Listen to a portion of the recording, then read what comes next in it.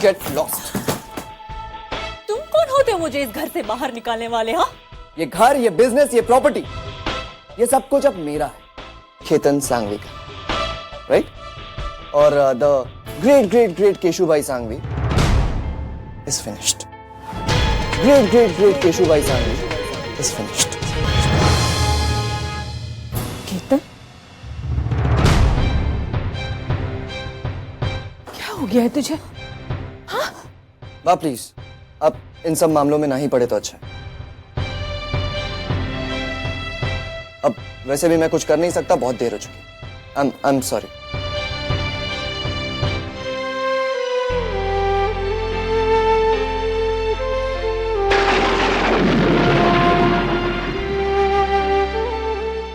वाह,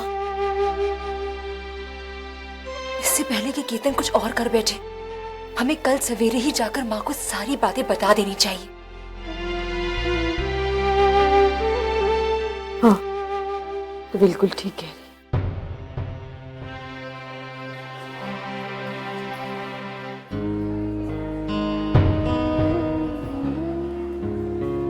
माँ,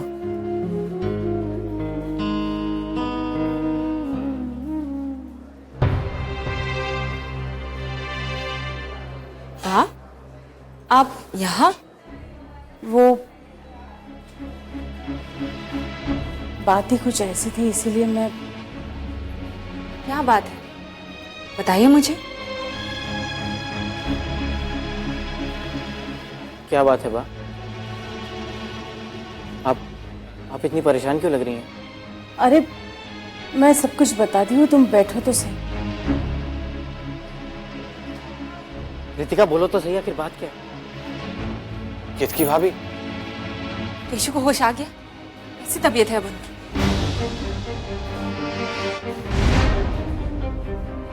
भाभी केशु को होश तो आ गया, मगर होश आ गया? वाह, केशु को होश आ गया। भगवान का लाख लाख शुक्र है कि उनकी तबीयत अब ठीक। मैं उन्हें बस एक बार मिल के। भाभी जरा एक मिनट, जरा मेरी पूरी बात सुन लीजिए। भाभी, केशु अभी आपके साथ बात नहीं कर सकते।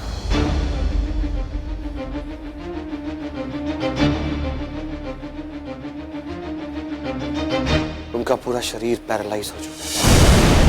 उनका पूरा शरीर पैरालाइज हो चुका है। उनका पूरा शरीर पैरालाइज हो चुका है।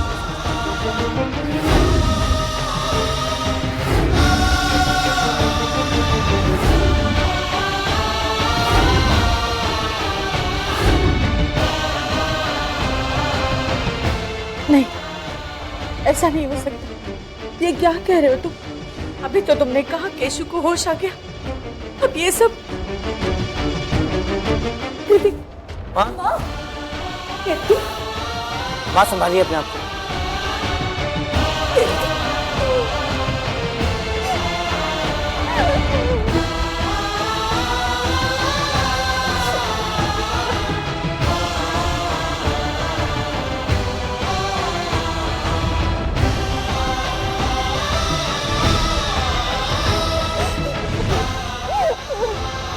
आई एम सॉरी भाभी, हमने अपनी पूरी कोशिश की, मगर क्या उन्हें पता है? हाँ,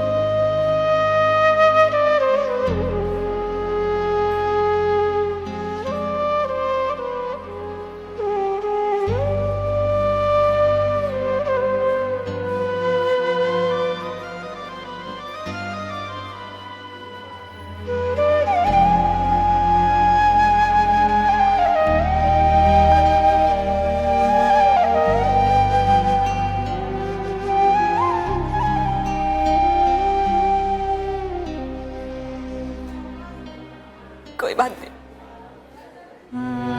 भगवान हमारी परीक्षा ले रहा है। केशु सागवी कभी किसी से नहीं हारता, इसलिए वो आपको आजमा रहा है।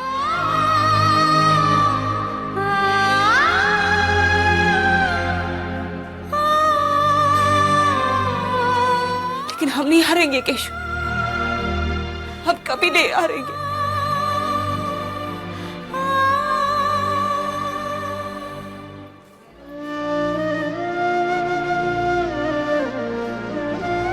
हम कभी नहीं हारेंगे।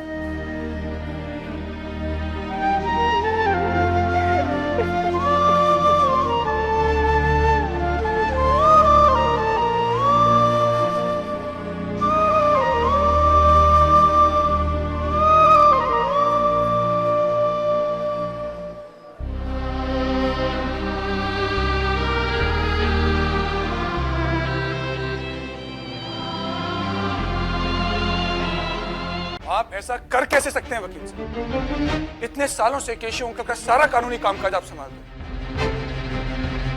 अरे कितना भरोसा था उन्हें आप पर, कितना यकीन था, और आज जब उन्हें आपकी जरूरत है ऐसा धोखा। शर्म आनी चाहिए आपको अपने आप पर। आपके इन खोखले अल्फाजों का मुझ पर कोई असर नहीं पड़ेगा, और कानूनी तौर पर आपसे जो बन पड़ता है वो आप कर सकते हैं।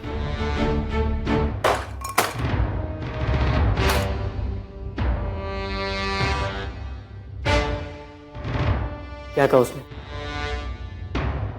केशव अंकल ने बहुत बड़ी गलती कर दी है मेहुल। मैं जानता हूं कि वो केतन से बहुत प्यार करते हैं, लेकिन यही अंधविश्वास आज उन पर भारी पड़ रहा है। देखो शांतनु, अब इन बातों का कोई फर्क नहीं। तुम सिर्फ मुझे इतना बताओ कि हम आगे क्या कर सकते हैं। कोई तो रास्ता होगा। मेहुल, इसे तुम जितना आसान समझ रहे हो ये इतना आसान नहीं है। केतन ने बहुत ही होशियारी से, बहुत चालाकी से ये खेल खेला है, और इसमें कानून भी हमारी ज्यादा मदद नहीं कर सकता। ज्यादा से ज्यादा हम क्या करेंगे, केस फाइल कर देंगे, लेकिन उसका नतीजा कुछ नहीं निकलने वाला। केतन इतना बड़ा दाव खेल सकता है और हम कुछ नहीं कर सकते। हमारे कानून में साफ साफ लिखा है कि अगर किसी के पास किसी की पावर ऑफ अटर्नी है तो वो उस पावर ऑफ अटर्नी के बेसिस पर कोई भी निर्णय ले सकता है, और केतन ने बिल्कुल ऐसा ही किया है। रातों रात केशव अंकल की तुम लोगों की कंपनी को बेच डाला है, पानी के मुंह। जो चीज 1 रुपए की थी उसे 10 पैसे में बेच डाला। जितनी तुम्हारी कंपनी की कीमत है उससे 10 गुना कम पैसों पर उसने अपने ही किसी आदमी को कंपनी बेच डाली। और हमारी प्रॉब्लम यह है कि केतन ने जो कुछ भी किया है कानून के दायरे में रहते हुए, इसलिए कानूनी तौर पर हम इस लिया बेची को झुठला भी नहीं सकते। सबकी आंखों पर धूल झोंक कर पूरी प्रॉपर्टी पर अजगर की तरह कब्जा कर किसी को कानो कान खबर तक नहीं होनी थी। मेहुल, मैं तुम्हारी परेशानी समझता हूं। केशव अंकल की हालत देखकर तुम्हारे दिल पर क्या बीत रही होगी मैं अच्छी तरह जानता हूं। तुम उनकी मदद करना चाहते हो, लेकिन हम... अरे वो सब छोड़ो यार।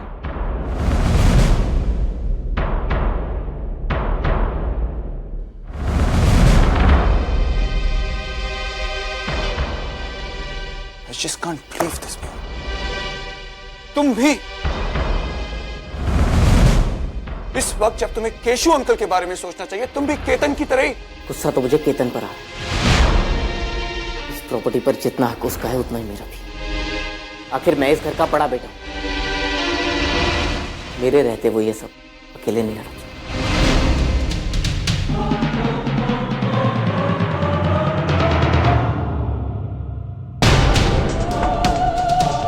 अगर उसे ऐसा लगता है कि इतना सब करने के बावजूद भी मैं हाथ पर हाथ धरे बैठा हूं, वो बहुत बड़ी गलतफहमी में जी रहा है। देखो शांतनु, पापा को जो होना था वो हो चुका। अब मैं सारी जिंदगी इस बात के लिए रो तो नहीं सकता, और वैसे भी शायद तुम नहीं जानते, मैं बहुत ही प्रैक्टिकल इंसान। Anyways, thanks for help. मुझे लगता है खुद ही मुझे कुछ करना है।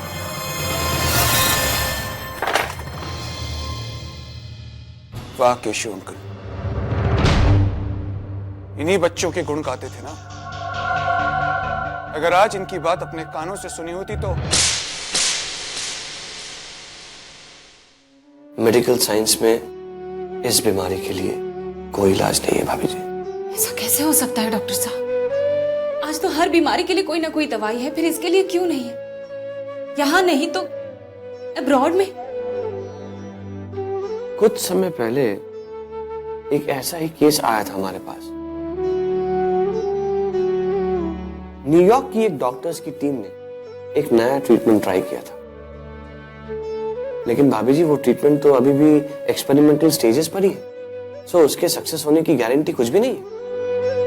मैं केशु के लिए कोई भी चांस लेने के लिए तैयार हूँ, आप बस ट्रीटमेंट शुरू कर दीजिए। लेकिन भाभी जी ये ट्रीटमेंट बहुत ही महंगा है और इसका प्रोसेस काफी लंबा है।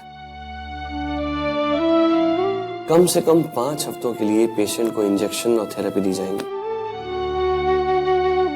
और हर हफ्ते की इंजेक्शन और बाकी ट्रीटमेंट को मिलाकर कम से कम कुछ 5 लाख रुपए होंगे। और इन सब के बावजूद ट्रीटमेंट का सक्सेसफुल होना केवल 2 या 5% ही है भाभी जी। आप पैसों की चिंता बिल्कुल मत कीजिए। ठीक है।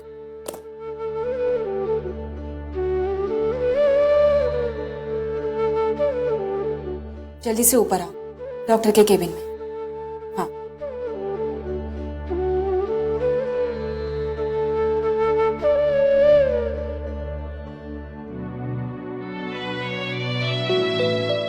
Yes ma'am. ये लेके जाओ अकाउंटेंट के पास और पैसे जल्दी से लेके आओ यहाँ। जी जल्दी जाओ। जी। Thank you.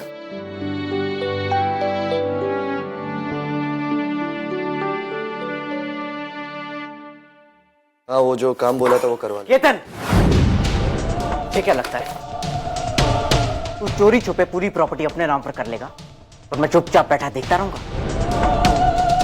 इस प्रॉपर्टी पर जितना हक तेरा है उतना ही मेरा भी है। इतनी आसानी से मैं तुझे अपना हक छीनने नहीं दूंगा। मेरे ऑफिस में आके मेरे ही लोगों के सामने मुझे धमकी दे रहा है। इससे पहले कि मैं तुझे यहां से धक्के मार के बाहर फेंकवा दूं, निकल जाए यहां से। Get out. मैं तुझे धमकाने नहीं, चेतावनी देने आया। मैं अपने हिस्से का हक लेने से पीछे हटने वाला नहीं। और वैसे भी अब तुझसे मैं नहीं, मेरा वकील बात करेगा। चाहे तो तू उससे सेटलमेंट कर लियो या फिर तैयार है कोर्ट के चक्कर काटने के लिए। लेकिन एक बात अपने इस दिमाग में डाल ले, मैं अपने हिस्से का हक तुझसे छीन कर ही रहूंगा, भले इसके लिए मुझे तुझे सुप्रीम कोर्ट तक ही क्यों ना घसीटना पड़े।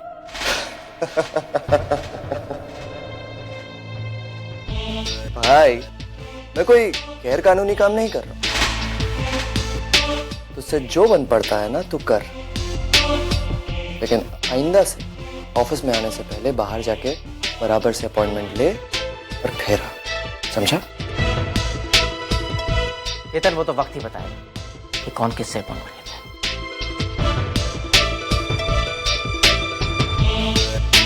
ऑल द बेस्ट भाई।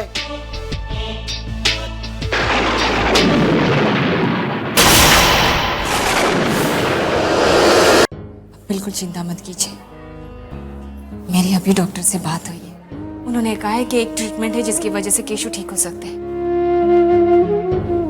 मैंने अभी भी ड्राइवर को भेजा है पैसे लाने के लिए। अब सब ठीक हो, आप बस हिम्मत रखिए। हाँ? मालकिन वो हाँ, लाओ पैसे लाओ। मुझे माफ कर दीजिए मालकिन, मैं वो पैसे नहीं ला पाया। पैसे नहीं ला पाया मतलब? मुझे भी पैसे जमा कराने। तुमने वो चिट्ठी बख्शी को दी जो अकाउंटेंट है? जी मैंने बख्शी साहब को दी थी, पर उन्होंने कहा कि वो पैसे नहीं दे सकते।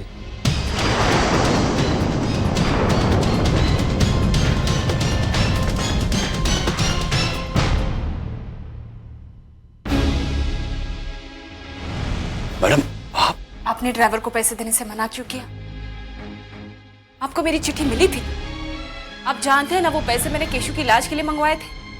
मुझे माफ कर दीजिए मैडम, अच्छा अब मैं खुद आई हूँ, मुझे पैसे दे दीजिए।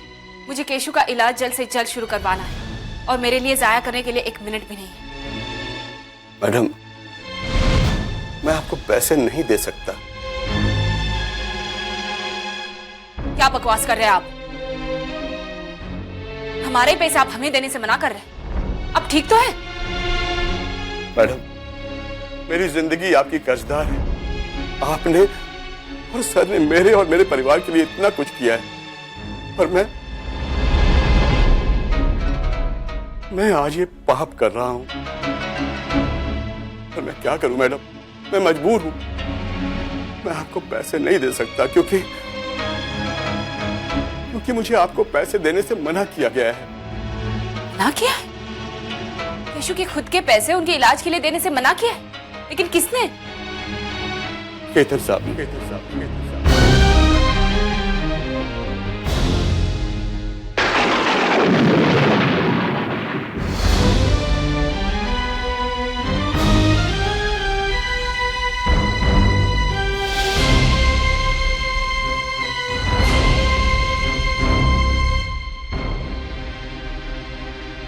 इससे पहले कि मैं तेरा मुंह तोड़ दूं, बता ये सब कुछ क्या कर रहा है? मुझे कभी कभी समझ में नहीं आता केतन, तेरे दिमाग में चल क्या रहा है? तूने अपने पापा के इलाज के लिए पैसे देने से मना कर दिया अकाउंटेंट को? तेरी हिम्मत कैसे हुई?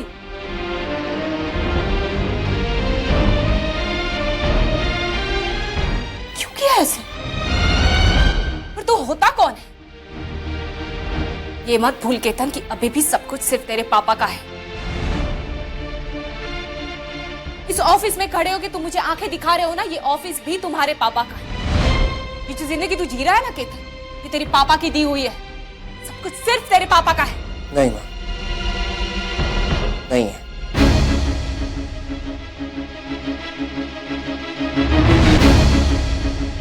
उनकी हर चीज अब मेरी है। उनकी हर चीज अब मेरी है। सही सुना आपने। केशु सांघवी की हर चीज अब केतन सांघवी की हो चुकी है। केशु सांघवी की हर चीज अब केतन सांघवी की हो चुकी है। और मैंने ये फैसला इसलिए लिया है क्योंकि इस तरह के फिजूल के खर्च मुझे बिल्कुल पसंद नहीं।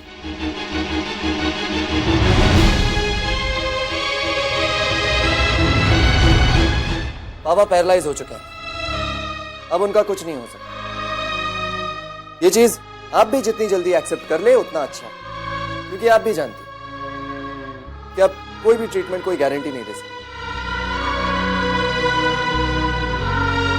और जहां पे कोई गारंटी नहीं है वहां पे मैं कोई रिस्क नहीं लेना चाहता।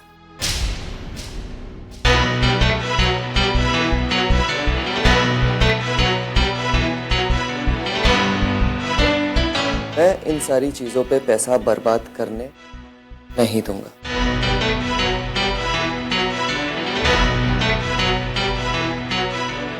तमीज? फर्स्ट मां,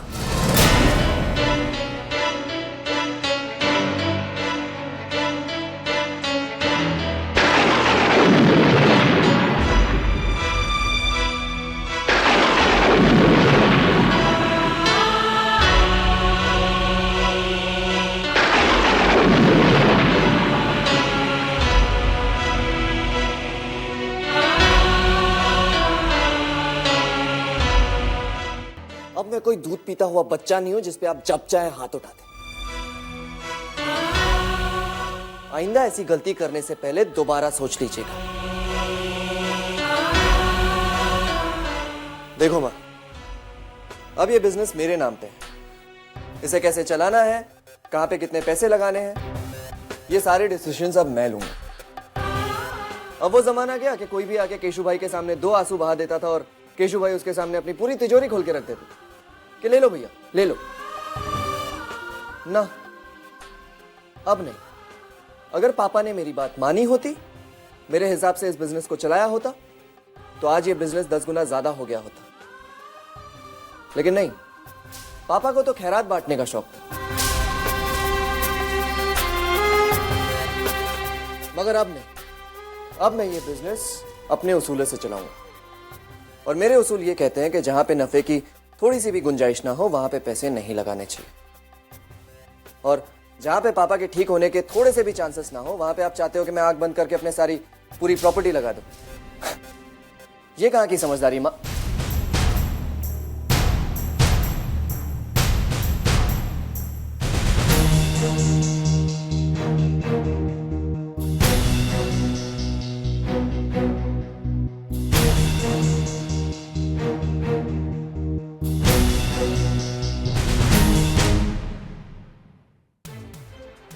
अब मैं कोई दूध पीता हुआ बच्चा नहीं हूं जिसपे आप जब चाहे हाथ उठाएं। आइंदा ऐसी गलती करने से पहले दोबारा सोच लीजिएगा। केशु सांघवी की हर चीज अब केतन सांघवी की हो चुकी है। पापा पैरालाइज हो चुके हैं। मैं इन सारी चीजों पे पैसा बर्बाद करने नहीं दूंगा। बस अब बस। बदतमीज। बस मां, बस। केशु अभी आपके साथ बात नहीं कर सकते, उनका पूरा शरीर पैरालाइज हो चुका है। आपके हाथ हमारे बेटे के खून से सने हुए जिन सबूतों को मैंने खुद अपनी आंखों से देखा है उन्हें झुटलाया भी तो नहीं। कोई जरूरत नहीं, कसम खाई थी मैंने, लेकिन ये कसम कुछ नहीं होता डैड, कुछ नहीं होता। अगर वो मेरी झूठी कसम तो उसका अंजाम क्या होगा ये भी वैसे भी आपको जेल तो नहीं जाना, हाँ मेरी सबूतों को मैंने खुद अपनी आंखों से देखा, मैंने कोई गलत कहा, मैंने कोई गलत कुछ नहीं होता, कुछ नहीं होता। खाई थी मैंने, जेल तो नहीं जाना, जेल तो नहीं जाना, के बाद और कोई सब जेल तो नहीं जाना, जेल तो नहीं जाना।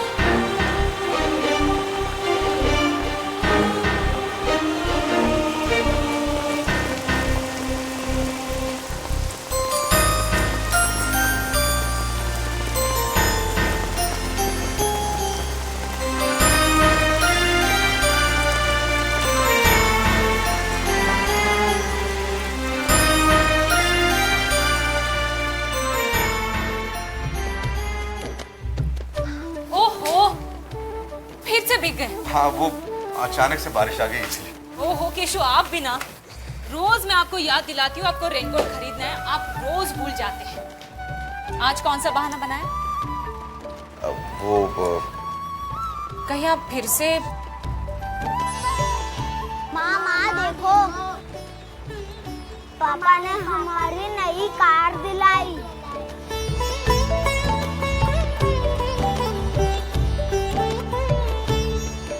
बच्चों पहले होमवर्क खत्म करना, बाद में खेलना। चलो चलो चलो चलो चलो चलो।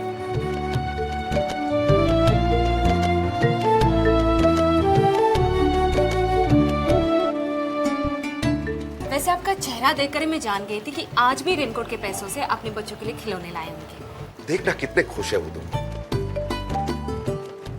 तू जानती है कि इन दोनों की खुशी के लिए मैं कुछ भी करूंगा। केशु, लेकिन आप रोज रोज ऐसे ही भीगेंगे तो बीमार हो जाएंगे। तो क्या हुआ, अगर मुझे कुछ भी हो जाएगा तो ये दोनों है ना मेरे देखभाल करने के लिए।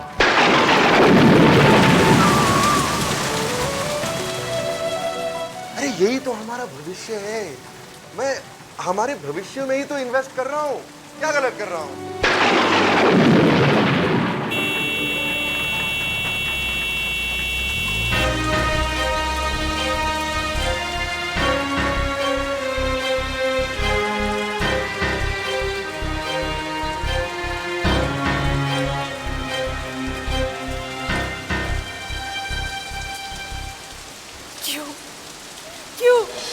आखिर हमारे साथ ही क्यों? हमने किसी का क्या बिगाड़ा है भगवान जो हमें इतनी बड़ी सजा दे रहा है? क्यों?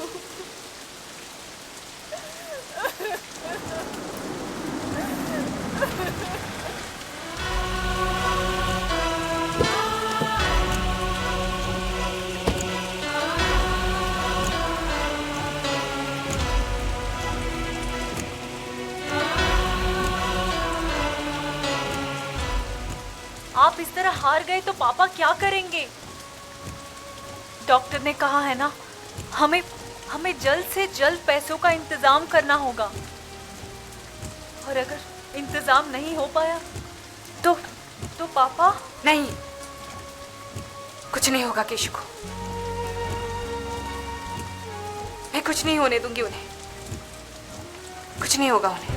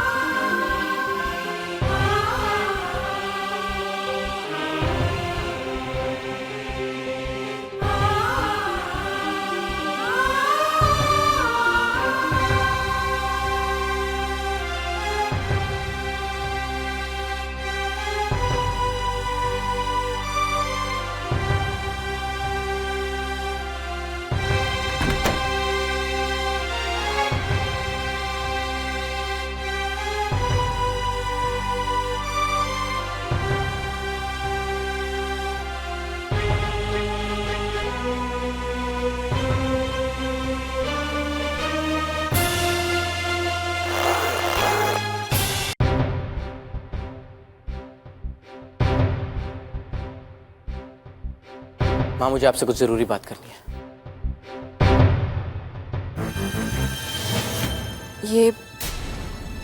ये मेरे जेवर है मेहुल। इन्हें बेचकर ही हम केशु का इलाज कराएंगे।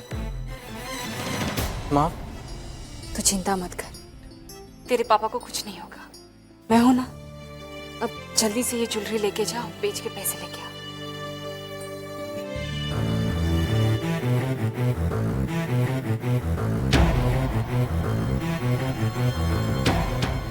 रुक जाइए भैया।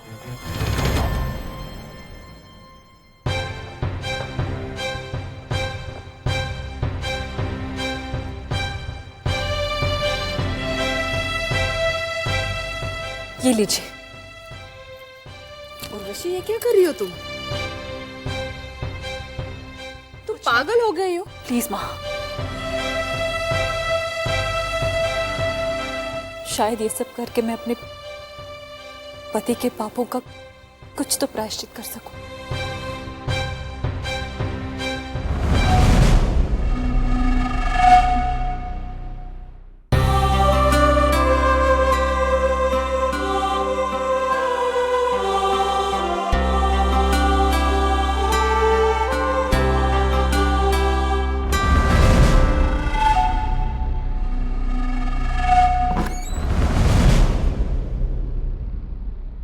काका, अब आप प्लीज जल्दी से ठीक हो जाइए। आपको याद है ना आपने मुझसे क्या कहा था? मेरी शादी आप ही करवाएंगे और फिर आपको मेरा कन्यादान भी तो करना है। प्लीज जल्दी से ठीक हो जाइए ना। क्या बातें हो रही है? कुछ नहीं काकी, बस मैं और काका गप्पे लड़ा रहे थे। कितना मजा आ रहा था, है ना काका?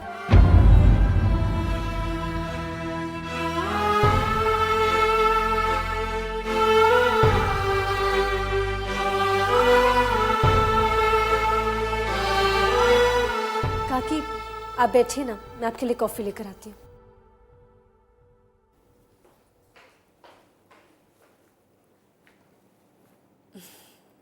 मैं जानती हूँ केशु, आप क्या सोच रहे हैं।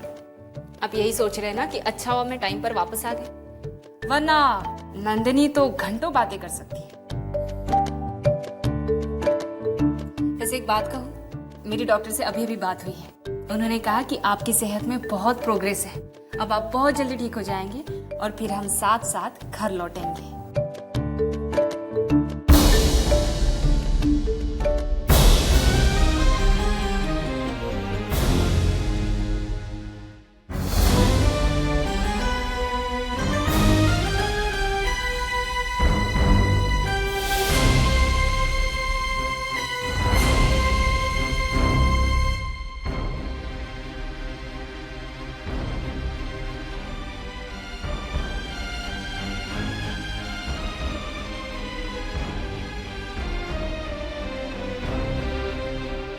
केशु वो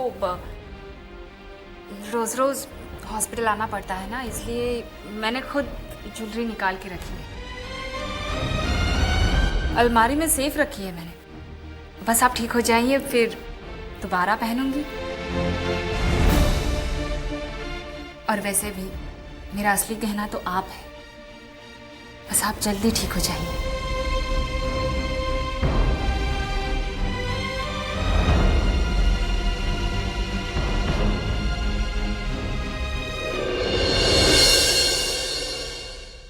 क्या बात है माँ?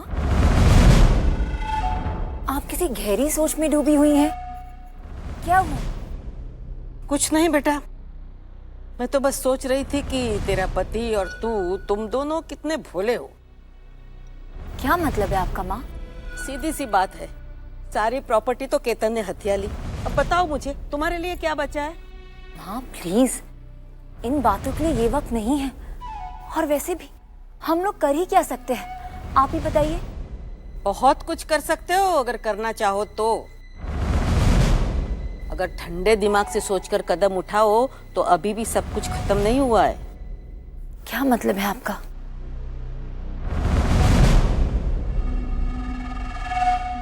भाभी जी,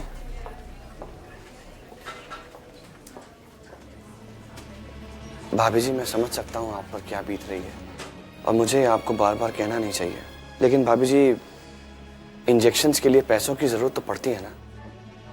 मैं ये नहीं कह रहा हूं कि आप पे नहीं कर सकती, लेकिन हमें इंजेक्शंस बाहर से मंगवाने पड़ते हैं। आप पैसों की चिंता बिल्कुल मत कीजिए, मैंने पैसों का बंदोबस्त कर दिया है। मेहुल बस पैसे लेके आता ही होगा।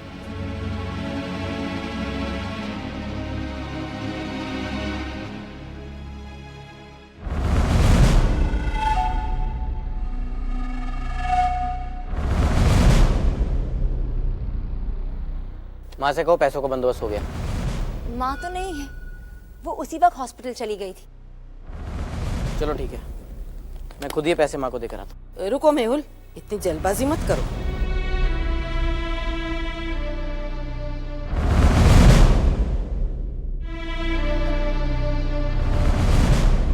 जल्दबाजी किस बारे में? देखो बेटा, मेरा बोलना शायद तुम्हें अच्छा न लगे, पर मैं तो सिर्फ इसलिए कह रही हूँ क्योंकि मेरे लिए तुम्हारी और कृतिका की खुशी से बढ़कर और कुछ नहीं है।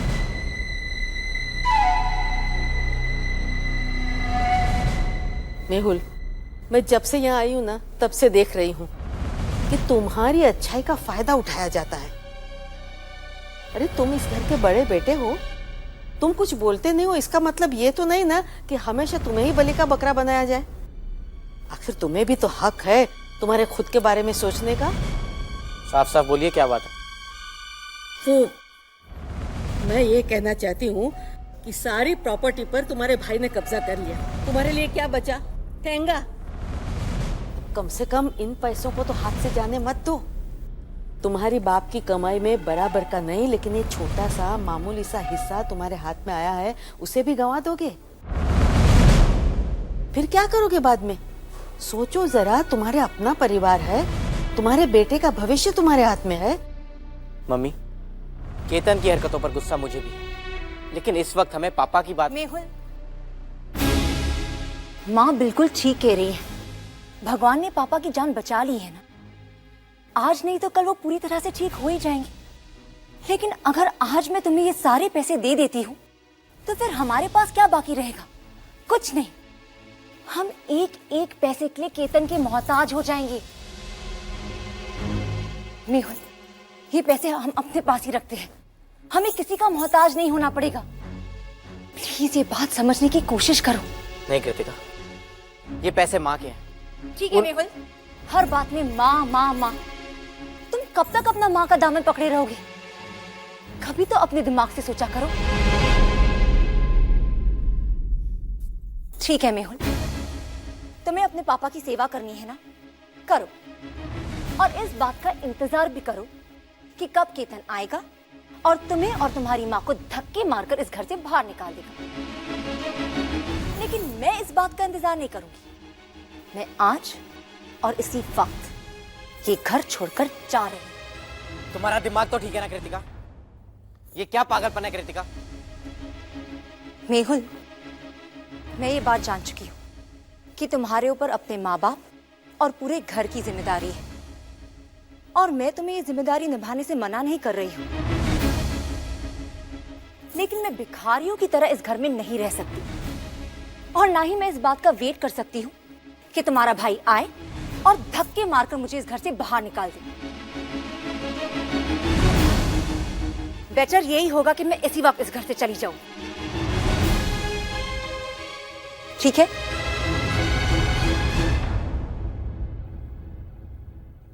रुको कृतिका,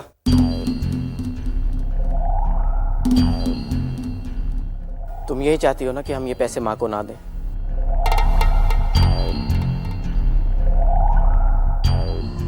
तो ठीक है,